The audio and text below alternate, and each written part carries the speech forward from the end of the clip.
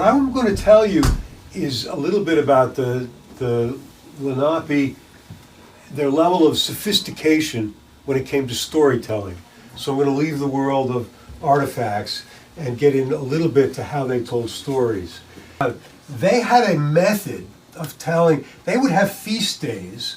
So around harvest time, around now, maybe a little earlier, they would have long celebrations, and they would dance and sing every night.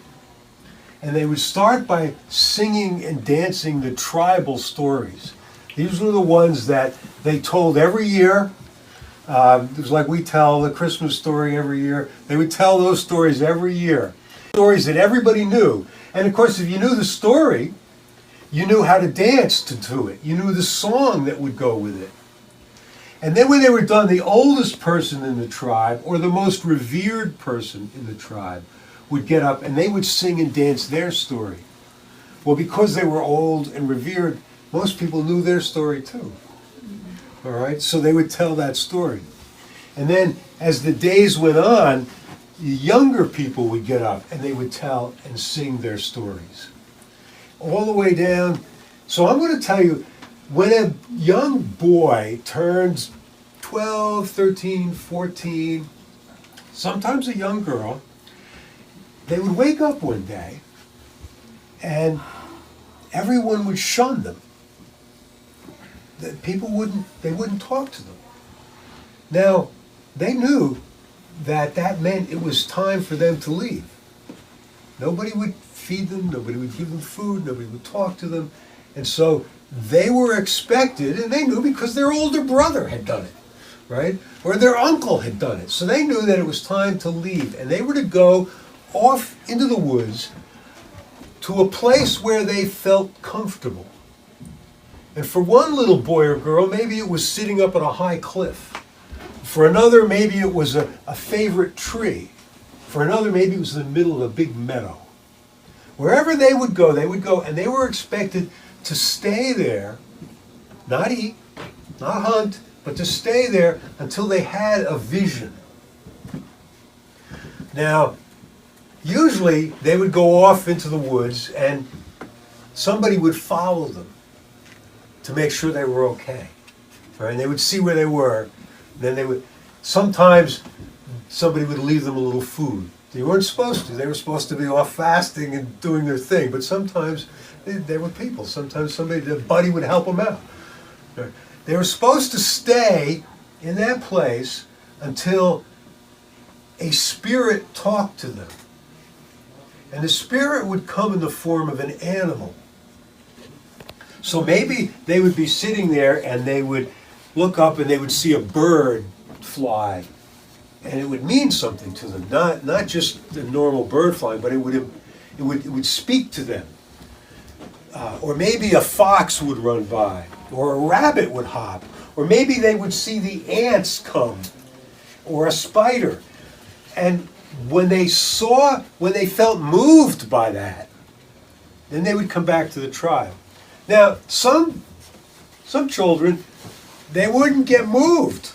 They're out there, they haven't eaten, a couple days go by, nothing happens, and they come home. And everybody, when they came home, would say, "Oh, well, hey, welcome back, I'm glad to see you." And then next year, they would kick them out again. You had to have a vision, but you didn't have to have it on your parents' schedule or on the tribe's schedule, but you had to have one. So if you went out a second time, a third time, but let's say you had your vision, you saw this animal, you felt empowered by this rabbit that was hopping by, and it meant something to you, and you always had liked rabbits, but this one kind of showed you the way. You woke up and you had a dream about a rabbit, but you weren't quite sure what it meant. You would come back to the tribe, and everybody would say, "How'd it go?" And you say, "Well, I had this," and they said, "Don't tell us. Don't tell us. You know that old man that, when you smashed your hand, he wrapped it for you?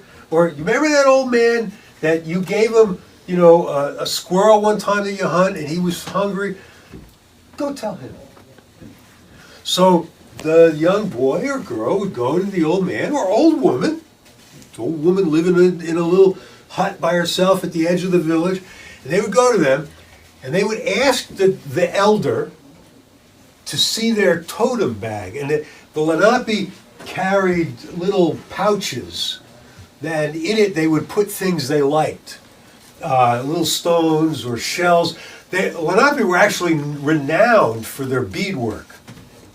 And a lot of them lived along the Jersey Shore, so they had lots of shells to work with. So they made a lot of beads, and we saw one a bead. I mean, so the boy or girl would go to this and ask to see the pouch, and the elder would give them the pouch, and they would look in it, and they would stuff a present in it, like another bead, or maybe a little tobacco, or something they would give them, and then hand it back, and the elder would look at it and open it up and say, all right, tell me about your experience.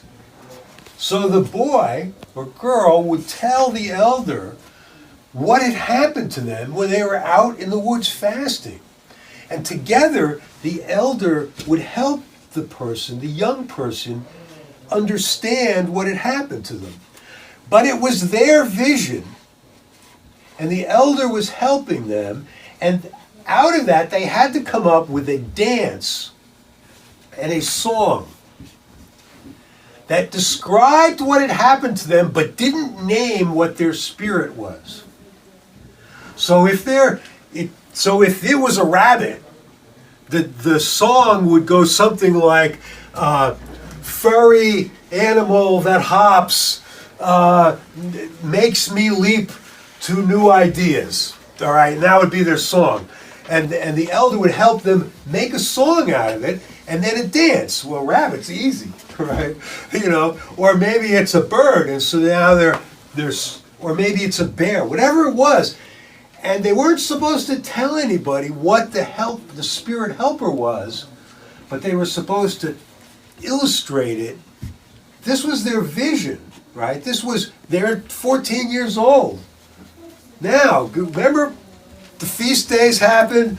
They're telling the stories of the Great Flood, the stories of the famine, the stories of crossing the Bering Strait, if you believe some historians. And then the older people, and then the medicine woman, and then the tribal chieftain and the war chief. They're all doing their dance, and then it all the way comes down. It's the last night. This little kid, they're nervous, and it's their turn. And so they have to get up in front of everybody and sing their song and do their dance. And as they do that, somebody that knows, that understands what they're doing would get up with them. So now, the elder, they know, so they'd get up, and maybe mom or dad, they would get up, right? Because they didn't know or understand, but they want to support their kid. And maybe their brother, maybe they told their brother what their spirit was, even though they weren't supposed to, so they'd get up. So you'd have 3 or 4 people. Well, if it was a rabbit, the more intuitive people, they might figure out this was about a rabbit vision, and they'd get up and they'd sing that song and dance. Now think about that. Over time, some of the old stories would be forgotten. The year of the flood, we just had a flood, well, let's not tell the old story anymore. And sometimes somebody who died, they would say, well, let's tell Running Deer's story. We always liked him, and he's not here anymore. And his story would become a tribal story. The tribe's history would change based on the visions of the people, all the way down to the 14-year-old kid who had a vision and who over years becomes a 20-something and a 30-something, and maybe the story changes and maybe the spirit changes, but eventually everybody in the tribe understands that young person's story and it becomes part of the tribe. This is pretty sophisticated stuff, right? Do we have something like that? I mean, we have rituals for adolescents, the bar mitzvah or the confirmation or, first communion. We have something like that, but it's not the individual story woven through the learning of the elders and made part of a whole tribal ritual. These were the people that lived here. They actually didn't live right here, but these are the people that lived in this area, that controlled this area.